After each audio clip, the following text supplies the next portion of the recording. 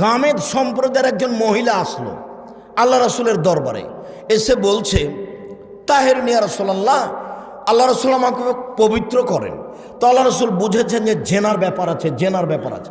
তো আল্লাহ রাসূল বলছেন, ইরজিই, বাড়ি ফিরে যাও, আস্তাগফিরিল্লাহ, আল্লাহর কাছে ক্ষমা চাও, ও তুবি ইলাইহি, তুমি তওবা করো, তোমার পাপ ক্ষমা হয়ে যাবে।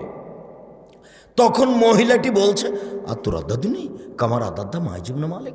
ও, মাইজুবনে মালিকের বিচার না করে যেভাবে ফিরিয়ে দিয়েছিলেন সেভাবে আপনি আমাকে ফিরিয়ে দিতে চাচ্ছেন?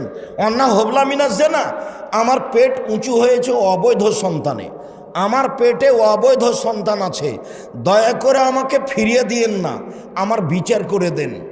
তখন আল্লাহ রসুল বলছেন, ইরজিই হাত্তা তালেদি, বাড়ি চলে যাও, যেদিন বাচ্চা হবে সেদিন আসে বিচার করে দিব।